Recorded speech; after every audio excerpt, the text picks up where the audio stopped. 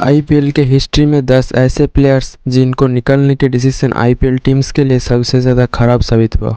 जैसे 2020 के ऑक्शन से पहले आरसीबी ने हेनरी क्लासन जैसे बड़े प्लेयर्स को अपने टीम से रिलीज कर दिया था, मगर वही क्लासन आज वर्ल्ड क्रिकेट के one of the best T20 batsman में गिने जाते हैं।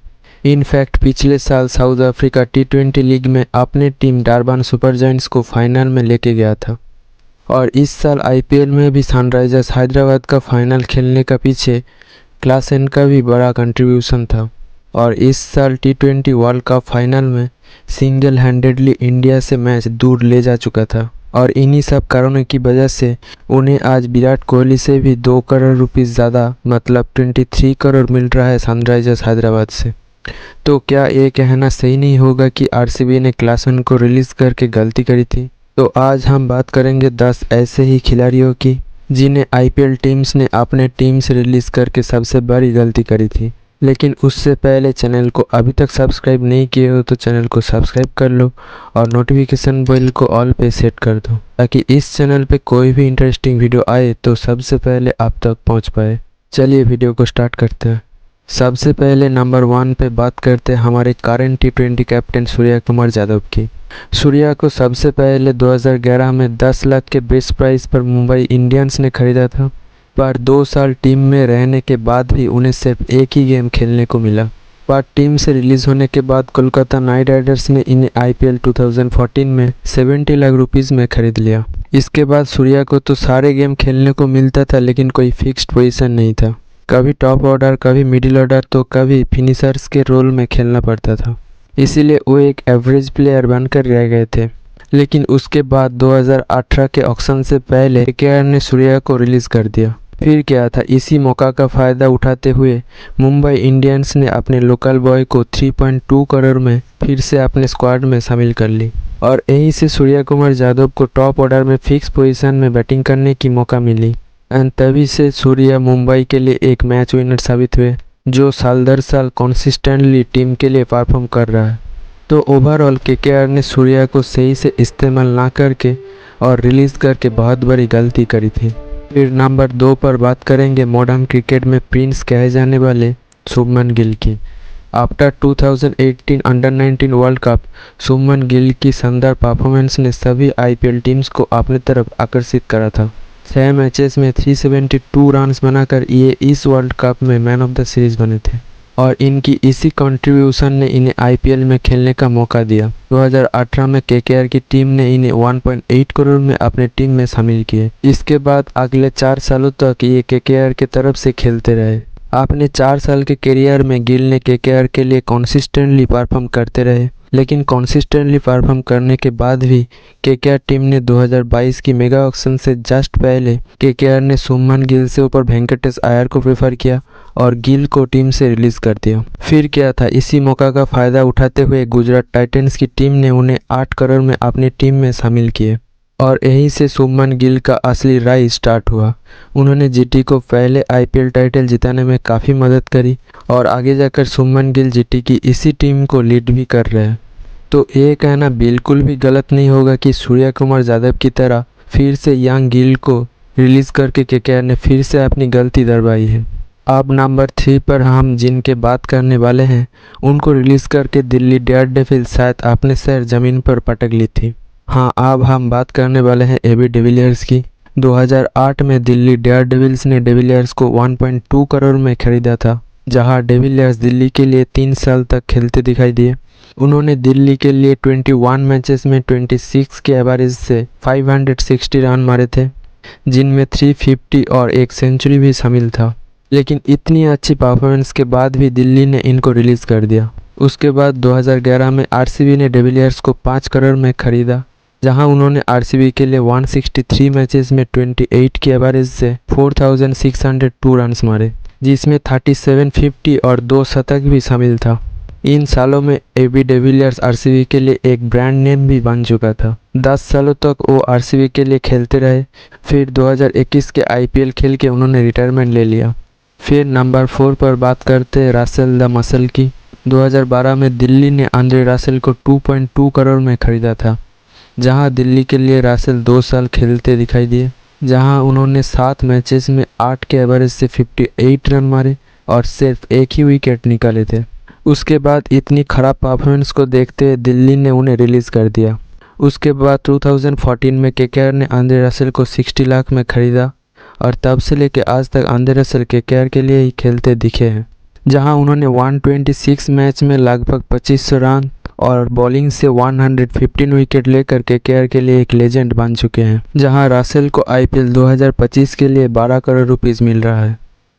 अब हम नंबर 5 पर बात करेंगे सीएसके के एक ऐसे स्टार ऑलराउंडर की जो आपने खुद के दम पर नी में इंजरी होने के बावजूद फाइनल में सेंचुरी मारकर सीएसके को जीत पाई थी। अब हम बात करने वाले हैं शेन वाटसन की। राजस्थान रॉयल्स में इनके अच्छे परफॉर्मेंस को देखते हुए 2016 में आरसीबी ने इनको 9.5 करोड़ में खरीदा था और उस साल वाटसन सबसे महंगे खिलाड़ी भी बन चुके थे। आरसीबी का मेन एम था इन्हें मिडिल ऑर्डर में खिलाकर अपने मिडिल ऑर्डर को स्ट्रांग करना, लेकिन उस साल वाटसन बैटिंग से कुछ कर नहीं पाए, लेकिन बॉलिंग से 16 मैचेस में 20 विकेट लेकर अपनी इम्पैक्ट तो छोड़ी थी। 2018 के ऑक्शन से पहले आरसीबी ने इन्हें रिलीज़ कर दिया और सीएसके ने उन्हें अपने स्क्वाड में शामिल कर लिया। और ये कहना बिल्कुल भी गलत नहीं होगा कि सीएसके में आने के बाद से ही इनका परफॉर्मेंस आसमान छूने लगा था और इसी सीजन इन्होंने 15 मैचेस में 555 रन बनाकर ये सीएसके के लिए मोस्ट वैल्यूएबल प्लेयर साबित हुए थे। और 2018 में फाइनल में खेले गए इनकी 57 बॉल में 117 रन्स की नॉट आउट पर हर एक सीएसके फैंस को हमेशा याद रहेगी। अब हम नंबर 6 पर बात करने वाले हैं कमाल लाजवाब राहुल की, जिनका परफॉर्मेंस हर साल ऊपर ही गया है। केएल राहुल ने अपनी आईपीएल करियर की शुरुआत अपनी होम सिटी की टीम बेंगलुरु से करी थी। 2013 में 10 लाख के बेस प्राइस में आरसीबी ने राहुल को खरीदा था, पर इस सीजन राहुल का परफॉर्मेंस काफ़ी खराब रहा। 5 मैचेस में केवल 20 रन ही बनाकर पूरी तरह से फेल रहे। इनकी इसी परफॉर्मेंस के चलते आरसीबी ने इन्हें नेक्स्ट ईयर अपने टीम से रिलीज़ कर दिया, लेकिन इसके बाद 2 साल एसआरएच का हिस्सा रहने के बाद 2016 में राहुल एक बार फिर से आरसीबी का हिस्सा बने थे और इस साल 14 मैचेस में लगभग 400 रन बनाकर आरसीबी को फाइनल तक पहुंचाने में एक अहम योगदान दिया था। इसके बाद 2017 के आईपीएल सीजन में केएल राहुल पूरे सीजन इंजर्ड रहा और उसके अगले साल आरसीबी ने उन्हें अपने टीम से रिलीज़ कर दिया। आरसीबी से निकलने के बाद उन्होंने पंजाब में गया और तब से उनका गोल्डन पीरियड चालू हुआ।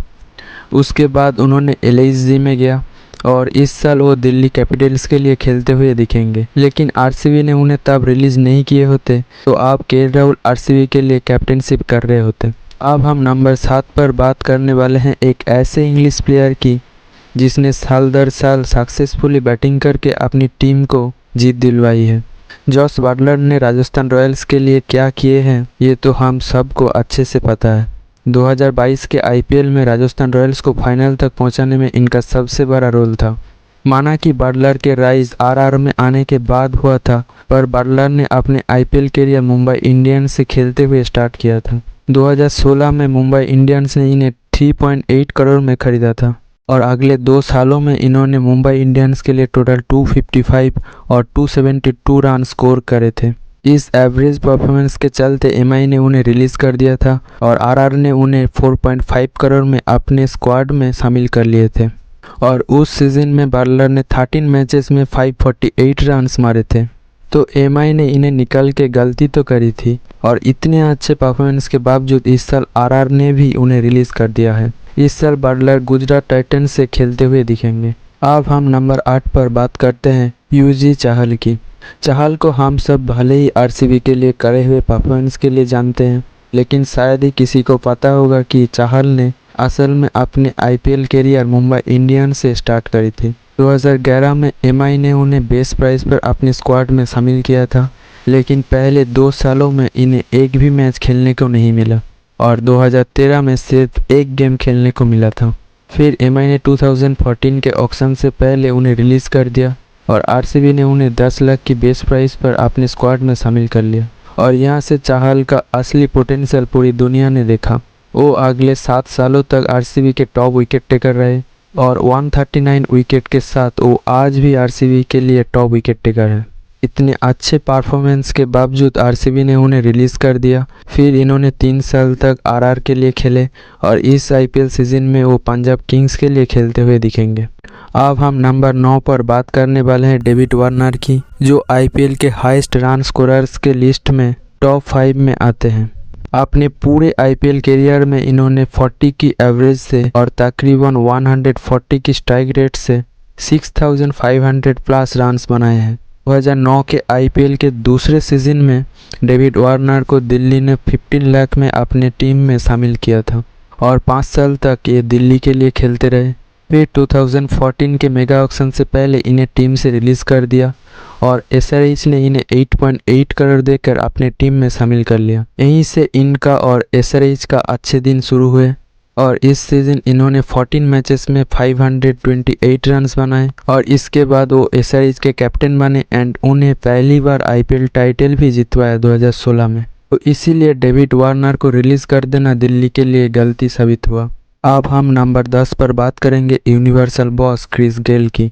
हम लोगों को पता है कि क्रिस गेल ने अपने शानदार बैटिंग से आरसीबी के लिए क्या किया है, लेकिन गेल अपने करियर की शुरुआत 2009 में कलकत्ता से करी थी, जहां पर इस टीम ने इन्हें 4 करोड़ देकर अपने टीम में शामिल किया था और इन्होंने केकेआर के लिए 16 मैचेस में 30 की एवरेज से 463 रन्स बनाए थे। लेकिन इसके बाद भी केकेआर ने 2011 के मेगा ऑक्शन से पहले इन्हें रिलीज़ कर दिया और इस मौका का फ़ायदा उठाते हुए आरसीबी ने गेल को अपने टीम में शामिल कर लिया था और इस सीज़न इन्होंने 12 मैचेस खेलकर 67 एवरेज के साथ 608 रन्स मार दिए और वो भी 180 के स्ट्राइक रेट से। तो ये कहा जा सकता है कि केकेआर ने गेल को रिलीज़ करके गलती करी थी। तो ये वो प्लेयर्स थे जिन्हें आईपीएल टीम्स ने अपने टीम से रिलीज़ करके सबसे बड़ी गलती करी थी।